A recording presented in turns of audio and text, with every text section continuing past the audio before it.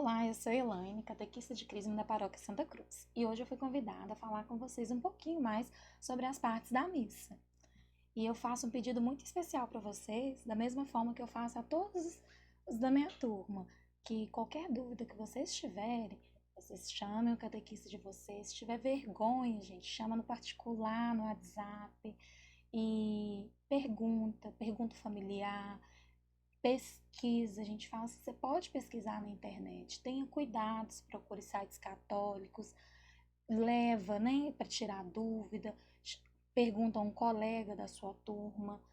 Então, assim, não guarde para você essa dúvida, traga por quê. Vou explicar o que que eu penso, né? Quando você traz uma coisa, às vezes a gente está fazendo alguma coisa errada, eu, Elaine, no caso, estou fazendo alguma coisa errada, comunicando alguma coisa errada, porque eu acho que aquilo ali é certo. Aí você me aponta, não, não é assim, Elaine, não é assim. O que que eu vou fazer? Eu vou procurar informação, eu vou no padre, eu vou pesquisar, aí eu vou trazer a resposta para você. Seja de uma coisa que eu informei ou uma coisa que eu não saiba, que você pode me perguntar e eu não saiba naquele momento. Mas eu vou pesquisar. E com isso, o que que vai acontecer? Eu vou aprender e eu vou trazer para você também a resposta. Então, assim, a gente não pode guardar dúvida nenhuma.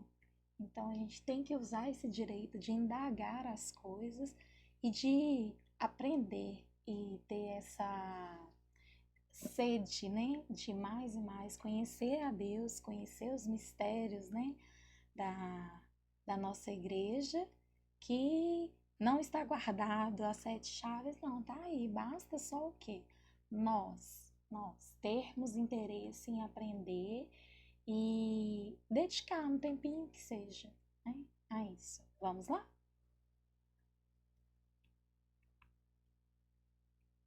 A missa ela consta de duas partes, a liturgia da palavra, a liturgia eucarística, além dos ritos iniciais e finais, que abrem e encerram e têm o objetivo de preparar a assembleia.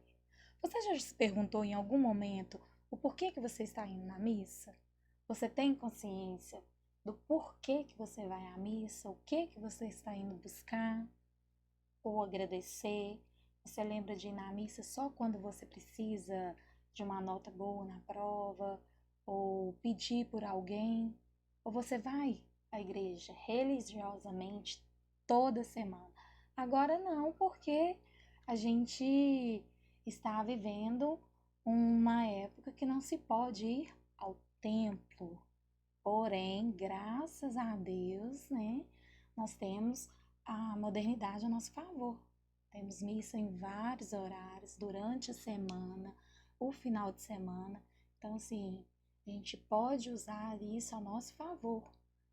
Então, primeiramente, a gente vai agradecer a Jesus que morreu, né, e ressuscitou por nós, para escutar a palavra, né, que ilumina a nossa vida, para receber o corpo de Cristo, que é o alimento para o nosso caminho, e para formar a comunidade de irmãos, que é a igreja e o povo de Deus.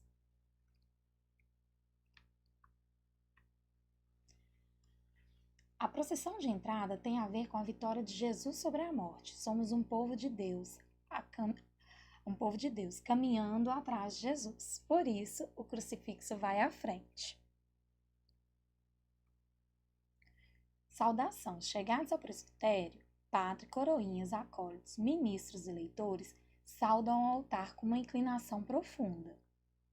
Terminado o cântico de entrada, o sacerdote de pé, junto da cadeira, e toda a assembleia fazem sobre si próprios o sinal da cruz. Em seguida, pela saudação, faz sentir a comunidade reunida à presença do Senhor, pois invocamos a Santíssima Trindade.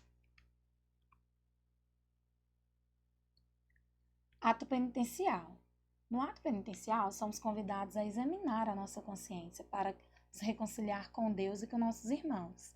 Antes de participarmos da Santa Missa, devemos reconhecer aquilo que na nossa vida nos afasta de Deus, que é Pai, e que nos afasta dos outros, que são os nossos irmãos.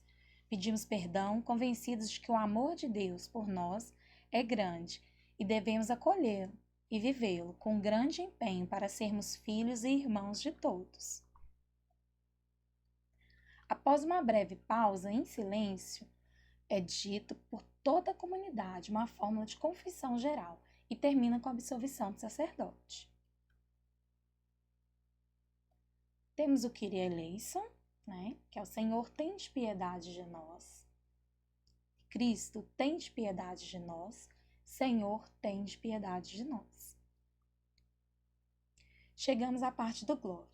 Redescoberta a misericórdia e a bondade do Senhor para com cada um de nós, cantamos o glória, o cântico que os anjos cantaram em Belém, pelo nascimento do menino Jesus.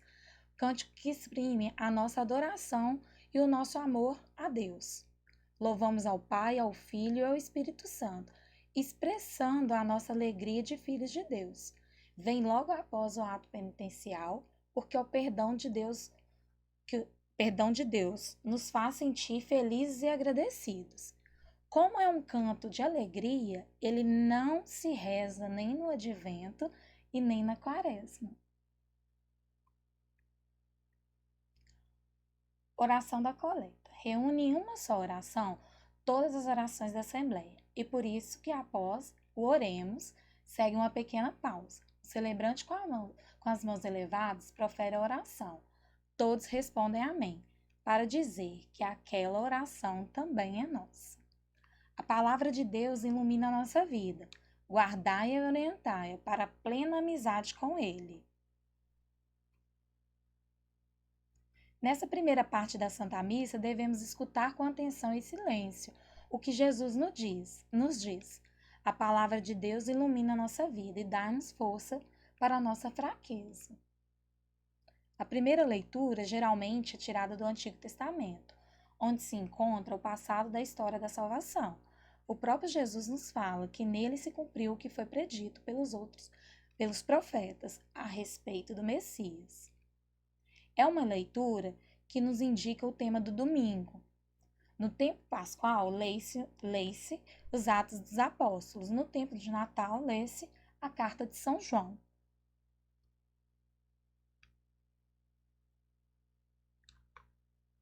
Salmo responsorial antecede a segunda leitura e é a nossa resposta a Deus pelo que foi dito na primeira leitura. Ajuda-nos a rezar e a meditar na palavra acabada de proclamar. Pode ser cantado ou recitado. Faz parte dos 150 salmos e é a resposta que a Assembleia dá à primeira leitura, com a alegria que o Deus nos ensinou. O que Deus nos diz é para o nosso crescimento na fé e para vivermos segundo o que Ele nos dá para a nossa salvação. A segunda leitura é tirada das cartas dos Atos ou do Apocalipse. As cartas são dirigidas a uma comunidade, a todos nós. É sempre tirada do Novo Testamento. É uma leitura que nos ensina como viver mais próximo do exemplo de Jesus, através da experiência dos apóstolos.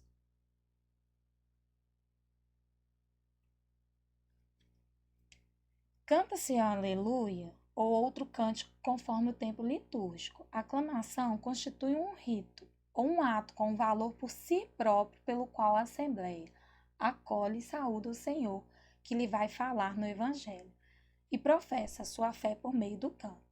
As palavras do versículo do Aleluia introduzem-nos na mensagem de Jesus no Evangelho. Nos quer comunicar para que a vivamos.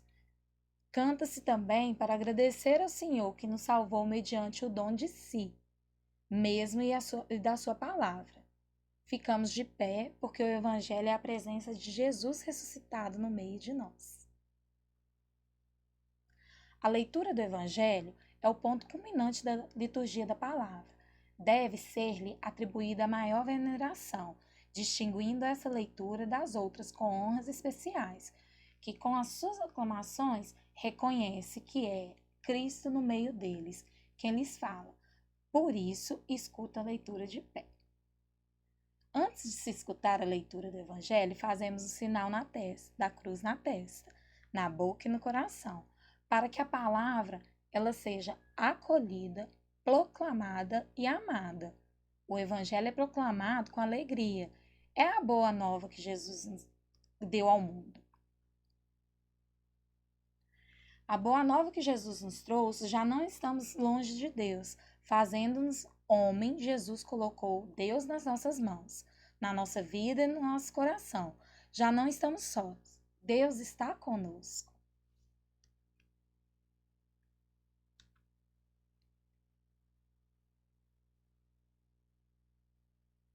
A palavra de Deus é proclamada pelo sacerdote que o que Jesus nos disse há tanto tempo seja compreensível também hoje e seja vivido por todos. A palavra deve tornar-se entre nós vida que se manifesta em nossa atuação, nosso modo de agir. Então, o sacerdote, ele explica as leituras. É o próprio Jesus quem nos fala e nos convida a abrir os nossos corações ao seu amor. Devemos refletir sobre as suas palavras e sair colocando-as em prática no nosso dia a dia. Profissão de fé. Em seguida, os fiéis se levantam e recitam o credo. Nessa oração, afirmamos as verdades da nossa fé. Proclamamos de pé.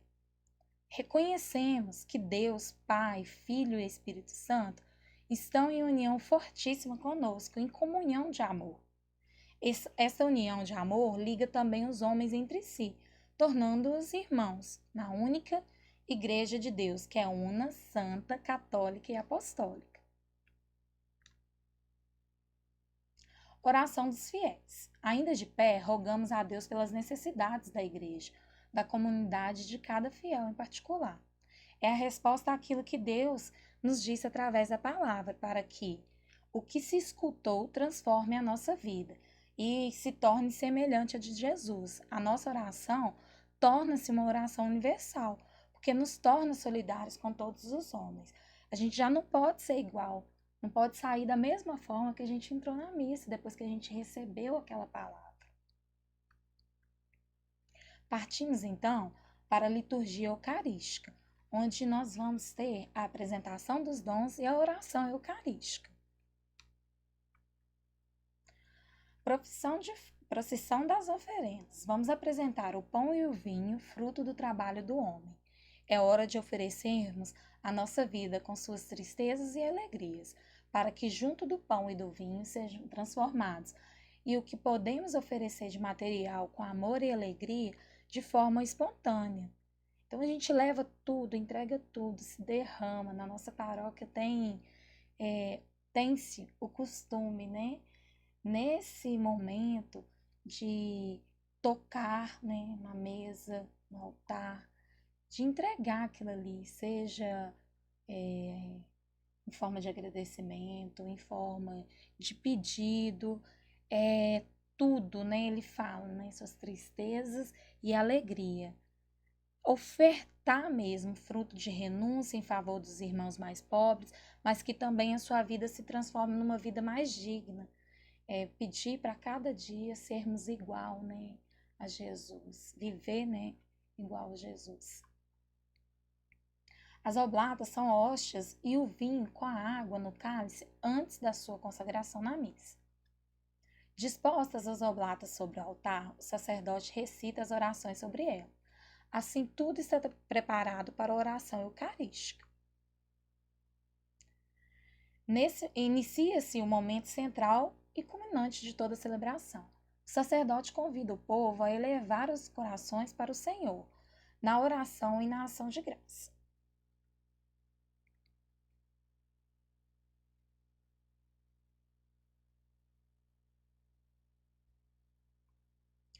Aclamação. Todo o povo, juntamente com o sacerdote, em união com os coros celestes, cantam o santo. Canta-se a Deus 3 vezes santo para indicar que Deus é santíssimo e que nós devemos tornar-nos santo, como Ele é santo, mediante a escuta da palavra e mediante o alimento do seu corpo e o do seu sangue. Nessa longa oração, invoca-se o Espírito Santo para que os dons colocados no altar se tornem corpo e sangue de Jesus Cristo e para que aqueles que os recebem sejam transformados pela sua presença, se tornem capazes de levar aos outros a salvação de Jesus, que se fez alimento para dar força ao nosso caminho de fé.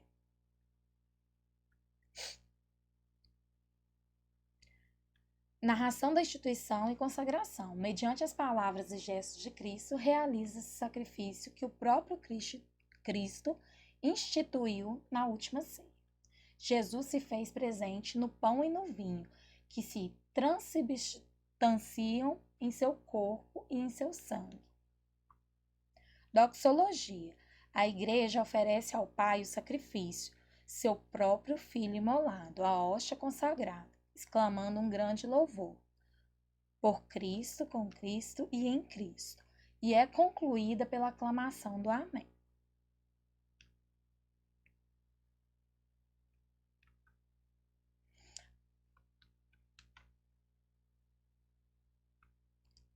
Pai Nosso. Jesus nos ensinou a chamar a Deus de Pai e somos assim convidados a rezar o Pai Nosso. Com o Pai, nós começa a preparação para a comunhão eucarística. Dizendo Pai Nosso, muda também as relações com os outros. Todos nós somos irmãos. Por isso, antes de receber Jesus, trocamos entre nós um gesto de sua paz. Esse sinal significa que queremos viver em paz com todos e por isso saudamos-nos na paz de Jesus.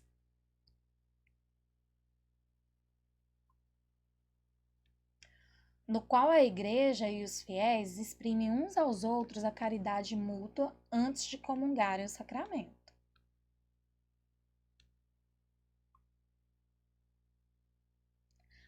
Antes de receber o corpo de Cristo, pedimos ainda que sejamos dignos. Cordeiro de Deus, que tirais o pecado do mundo, tende piedade de nós. O celebrante eleva a hóstia consagrada e diz: Eis o Cordeiro de Deus, que tira o pecado do mundo. E todos acrescentam: Senhor, eu não sou digno de que entreis em minha morada, mas dizei uma só palavra e a minha alma será salva.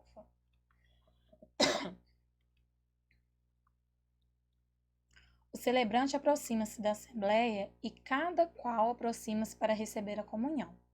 A palavra o corpo de Cristo coloca-se as mãos uma sobre a outra à altura do coração e responde-se Amém. O sacramento da Eucaristia é o ápice da nossa vida cristã. Por isso, a hora da comunhão merece nosso mais profundo respeito, pois nos tornamos uma só coisa em Cristo.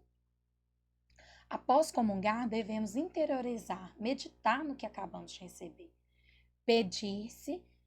Pode-se fazer uma oração espontaneamente.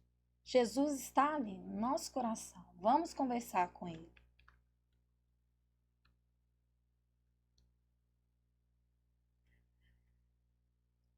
Oração depois da comunhão. Agradecemos ao Pai que nos concedeu, através do Espírito Santo, alimentar-nos do corpo de Cristo.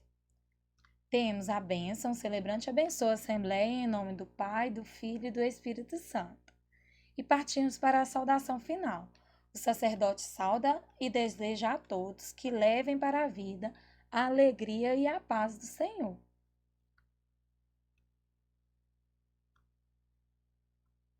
Nesse momento, o sacerdote invoca a bênção de Deus sobre todos nós. Ele se despede pedindo que o Senhor nos acompanhe no exercício da nossa missão, que ouvimos, aprendemos e nos alimentamos. Obrigada e desculpe alguns erros.